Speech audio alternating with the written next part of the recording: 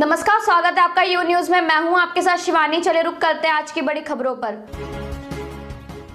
You news channel से उत्तर प्रदेश प्रभारी अंश कुमार वर्मा। अब हम आपको एक ऐसी खबर दिखाएंगे जिसे देखकर आपको शर्म भी आएगी और वो भी आएगा। देखिए, हमारे देश में चुनाव के चलते रहते हैं नेता, बड़ी बड़ी बातें करते रहते हैं, सरकारें आती रहती है, सरकारें जाती रहती है और हर बार चुनाव के दौरान नेता और पार्टियां आपके सामने आती हैं, वादे करती हैं, लेकिन कुछ चीजें ऐसी हैं भ्रष्टाचार की ही तरह जो हमारे देश में और हमारे समाज में मिटने का, खत्म होने का नाम नहीं ले रही। और यह जो मैं आपको आज बात बताने वाला हूँ, इसके लिए आप किसी नेता को जिम्मेदार नहीं ठहरा सकते, आप किसी पार्टी को या किसी सरकार को जिम्मेदार नहीं ठहरा सकते। ये हमारी एक सामाजिक समस्या। महाकाल की नगरी उज्जैन में एक 12 साल की बच्ची का बलात्कार करके उसे घायल अवस्था में सड़क पर मरने के लिए छोड़ दिया गया और बच्ची उज्जैन की सड़कों पर, उज्जैन की गलियों में लोगों के घरों का दरवाजा खटखटाते हुए रोते रोते मदद मांगती रही घंटों तक, लेकिन किसी ने भी इसकी मदद नहीं की। लोगों ने या तो दरवाजा नहीं खोला भी तो इसे देखकर आगे बढ़ने के लिए कह दिया। एक सीसीटीवी वीडियो अब आपको दिखाऊंगा जिसमें आप देख सकते हैं कि इस बच्ची ने मदद के लिए कई घरों का दरवाजा खटखटाया और इस दौरान जो लोग अपने घरों के बाहर खड़े थे उनसे भी इस बच्ची ने रोते रोते मदद मांगी, मदद की भीख मांगी। 12 साल की बच्ची, लेकिन ये लोग इतने भी संवेदनशील नहीं थे कि यह इस बच्ची के आंसू पोंछकर उससे ये भी पूछ पाते कि उस बच्ची के साथ आखिर हुआ क्या है, और या इंसानियत के तौर पर पुलिस को बुलाकर कम से कम उसकी मदद ही कर देते। इंसानियत के तौर पर एक एम्बुलेंस को बुलाकर पास के अस्पताल में इस बच्ची को भर्ती करा देते, इसका इलाज करा देते। ऐसा कोई व्यक्ति नहीं है और ये सारे घर जानते हैं कौन से हैं। यह वह घर है जिनमें त्योहारों के दौरान आसपास के पड़ोस की कन्याओं को बुलाया जाता है, उनके चरण छुए जाते हैं, कन्याओं की पूजा की जाती है, उन्हें अच्छा खाना खिलाया जाता है, उन्हें तोहफे दिए जाते हैं, ये कहकर कि इससे उन्हें भगवान का आशीर्वाद प्राप्त होगा, उनके घर में तरक्की आएगी, उनके घर में समृद्धि आएगी। एक दिन कन्या की पूजा करते हैं, लेकिन कई एक कन्या इनके घर के सामने आकर खड़ी हो जाती है, बेसहारा कन्या। उसका क्या हाल करते हैं ये लोग आप देखें। जिस वक्त ये बच्ची घर पर लोगों के जाकर मदद मांग रही थी तब उसके चेहरे और हाथ पर चोट के कई निशान थे जिनसे लगातार खून बह रहा था और यह बच्ची बहुत घबराई हुई थी क्योंकि जिन लोगों ने इस बच्ची के साथ बलात्कार किया से बीच सड़क पर फेंककर चले गए और इस बच्ची को लग रहा था कि कहीं वो लोग फिर से उसे उठाकर ले जाएं। बच्ची बहुत डरी हुई थी। सोच, एक 12 साल की बच्ची तो है, इसलिए उसे इस इलाके में जो कोई भी दिख रहा था वह से बार बार हाथ जोड़कर होते हुए मदद मांग रही, लेकिन दूसरी तरफ इस महाकाल की नगरी उज्जैन के लोग उसे ऐसे भगा रहे थे जैसे ये बच्ची कोई भिखारी हो। हमारे देश में, जैसा मैंने आपको थोड़ी देर पहले बताया, त्योहारों के दौरान लोग कन्याओं को बुलाकर उनका पूजन तो जरूर करते हैं, चरण बीच होते हैं ताकि उन्हें भगवान का आशीर्वाद प्राप्त हो सके, लेकिन जब असली जीवन में उनके दरवाजे पर एक बेसहारा करने आती है तो वह उस कन्या का क्या हाल करते हैं या आप देख लीजिए। ये बच्ची अर्धनग्न अवस्था में घंटों तक मदद के लिए महाकाल की नगरी उज्जैन में भटकती रही, जिसे आज ये साबित हो गया कि असल में ये बच्ची नहीं बल्कि हमारा समाज अर्धनग्न अवस्था में है।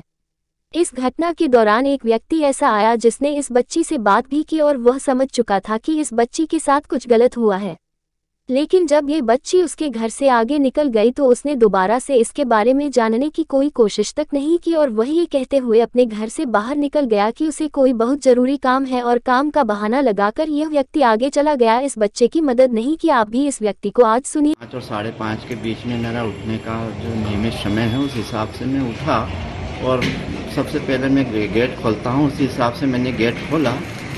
तो जैसे ही गेट मैंने खोला तो एक बच्ची सामने नज़र आई, तो मैंने उससे पूछा कि क्यों बेटा, वो थोड़ी सी ऐसा लग रहा था कि वो रो रही है। तो मैंने उससे पूछा कि बेटा क्या हुआ, तो उसने कुछ बताने की कोशिश करी लेकिन उसकी भाषा समझ में नहीं आई। और उसके बीच में फिर मैंने अंदर उठ के गया, यहाँ से गेट से अंदर गया, मेरी मिसेस सो रही थी, मैंने उसको उठाया और उनसे कहा कि यार एक बच्ची है जो बाहर है और वो अर्धनग्न है, मैंने कि तुम चलो बाहर। तो बाहर आए। बाहर आने के बाद में जब देखा, मैंने इनको उठाया और बाहर से अंदर से बाहर आए, जब तक वो यहाँ से आगे निकल चुकी थी। तो अब वो किस तरफ गई, कहाँ गई, ये फिर वो नहीं है। उसके बाद में फिर मेरे को जाना था एक कार्यक्रम में, नुक्ता था नलखेड़ा के पास में ताकला, तो मैं मोटरसाइकिल से यहाँ से फिर वहाँ ताकला के लिए कार्यक्रम में निकल गया। जिसने बच्ची के लिए अपने घर का दरवाजा खोला लेकिन उसकी मदद नहीं की क्योंकि इस आदमी को कोई बहुत जरूरी काम था। तो चलिए इन सज्जन ने किसी तरह से दरवाजा खोला लेकिन मदद नहीं की। ये सारे लोग कौन हैं जो रोज मंदिर जाते हैं, पूजा पाठ करते हैं, देवियों की पूजा करते हैं, देवियों का आशीर्वाद लेते हैं। हमारे देश में महिलाओं को देवी का रूप माना जाता है। हमारे देश में नदियों की पूजा होती है, पहाड़ों की पूजा होती है, लेकिन जब एक असहाय कन्या हमारे सामने आकर खड़ी हो जाती है तो हम तब उसकी मदद नहीं कर। आप अक्सर हिंदी फिल्मों में ही देखते होंगे कि जब कोई गुंडा किसी लड़की पर इस तरह हमला करता है तो उस लड़की को बचाने के लिए फिल्म में हीरो की एंट्री हो जाती है, और जब हीरो इस महिला को गुंडों से बचाता है, लड़की को घुटनों से बचाता है, तो सीन पर सामने बैठे लोग जोर जोर से तालियां बजाते। 1970 के दशक में ऐसी बहुत फिल्में आया करती थी जिसमें एक एंग्री यंग मैन हुआ करता था। अमिताभ बच्चन तभी भूमिका निभाते थे और तब लोग बड़े खुश होकर तालियां बजाते थे क्योंकि उन्हें उनका एक नायक मिल गया। लेकिन यह नायक सिर्फ बड़ी स्क्रीन तक सीमित होता है। जैसे ही आप थिएटर से बाहर जाएंगे आपको ऐसा कोई नायक नहीं मिलेगा। हकीकत में जब ऐसी कोई घटना होती है तो हमारे समाज में नायक ढूंढने से भी नहीं मिलता, और इस घटना से आज आप ये समझ सकते हैं कि हमारे समाज की रगों में बहने वाला असल में पूरी तरह से अब जब चुका है, ये खून पानी हो चुका है। इसलिए हमें फिल्मों में तो ऐसे सीन बड़े अच्छे लगते हैं, हम तालियां बजाते हैं, ऐसे नायक का इंतजार रहता है, लेकिन वह नायक हमारे समाज में कहीं होता नहीं। आज हमारे देश का हर व्यक्ति चाहता है कि समाज में एक ऐसा नायक होना चाहिए जो गलत के खिलाफ आवाज उठा सके, लेकिन यह नायक उनके घर से होना चाहिए। ये कोई नहीं चाहता, क्योंकि नायक जब फिल्मों में वह संघर्ष करता है, नायक जो संघर्ष से गुजरता है, लोग सीन पर तो तालियां बजाते हैं लेकिन उस संघर्ष को लोग झेलना नहीं चाहते। उज्जैन में जिस 12 साल की बच्ची के साथ ही घटना हुई, वह कई घरों को दरवाजा खटखटा कर जब अपनी हार मान चुकी थी तब उसकी मदद वहां पर स्थित एक गुरुकुल आश्रम में रहने वाले एक व्यक्ति ने की। तो देखिए, नायक तो आया और आ गया नायक, और उसने इस बच्ची की मदद की। हमारे देश में कुछ लोग सनातन धर्म की आलोचना जरूर करते हैं, उसका अपमान करते हैं, लेकिन आज आपको ये भी देखना चाहिए कि जब इस बच्ची को अर्धनग्न अवस्था में देखकर भी हमारा समाज संवेदनशील नहीं हुआ, तब एक गुरुकुल आश्रम में रहने वाले लड़के ने उसे पहनने के लिए कपड़े दिए और फिर पुलिस को बुलाकर इस बच्ची की जान बचाई। आज इस नायक से आपको जरूर मिलना चाहिए। जिसे मैंने उसे देखा, बालिका नीचे पूरा उसका वस्त्र जो है कि पाँव वाला वस्त्र जो अंग है वह पूरा वस्त्र विहीन था।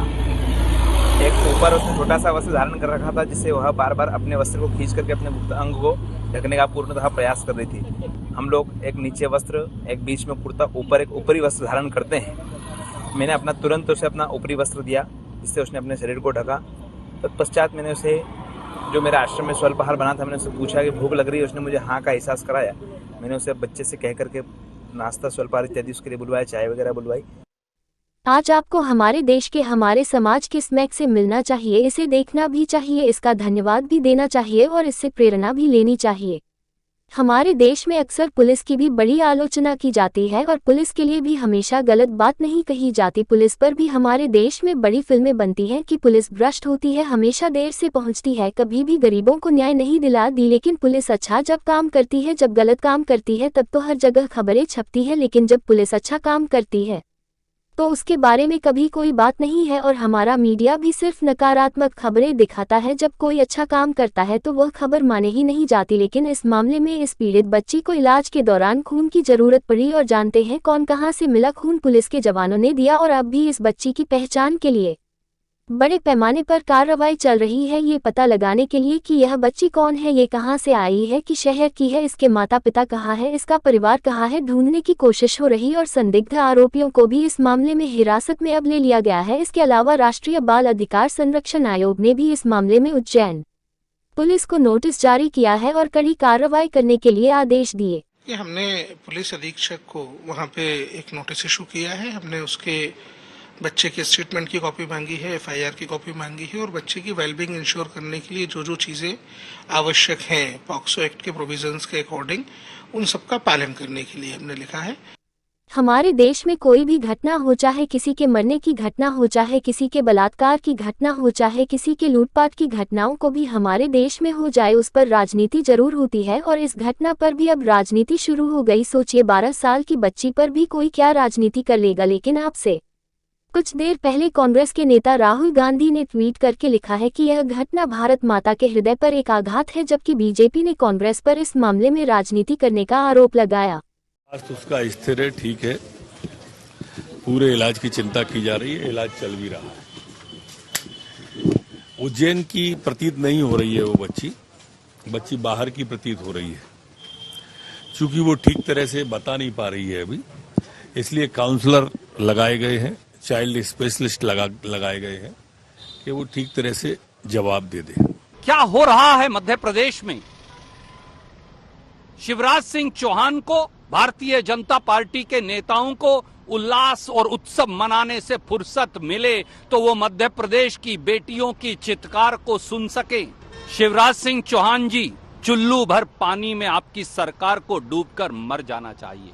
महिलाओं के आरक्षण पर तो बड़ी बड़ी बातें करते हैं हमारे देश के नेता हैं। वह जानते हैं कि महिला जो है एक बहुत बड़ा वोट बैंक है। 69 करोड़ महिलाएं हमारे देश में रहती है, लेकिन आज भी सबसे बड़ा मुद्दा उन महिलाओं की सुरक्षा का सबसे बड़ा मुद्दा यह है कि जब ये लड़कियां, चाहे वह गरीब की लड़की हो, चाहे अमीर की लड़की हो, चाहे मध्यम वर्ग की लड़की हो, जब ये महिलाएं और लड़कियां अपने घर से बाहर निकलती है तो समाज उन्हें किस नज़र से देखता है? हमारे ही समाज के लोग उन्हें कितना परेशान करते हैं, कितना तंग करते हैं। हमारे देश की महिलाओं का बाहर निकलना, सड़क पर निकलना, गली पर निकलना, स्कूल जाना, कॉलेज जाना, दफ्तर जाना, बाजार जाना आज भी कितना मुश्किल है। आप इन महिलाओं से कुछ और इस मुद्दे पर कोई भी इन महिलाओं की मदद करने के लिए तैयार नहीं है और ना ही हमारा समाज बदलने के लिए तैयार है। आज भी जब इस तरह की घटनाएं होती हैं तो परिवार महिलाओं को और लड़कियों को ही दोषी मानते हैं और उनसे ही यह कहते हैं कि तुम बाहर निकली क्यों। कोई उनके कपड़ों पर टिप्पणी करता है, कोई यह कहता है कि नज़र नीची करके तो मैं जाना चाहिए था, कोई यह कहता है कि अगर लोग आपको घूर रहे थे तो आपने उनकी तरफ देखा ही क्यों, कोई यह कहता है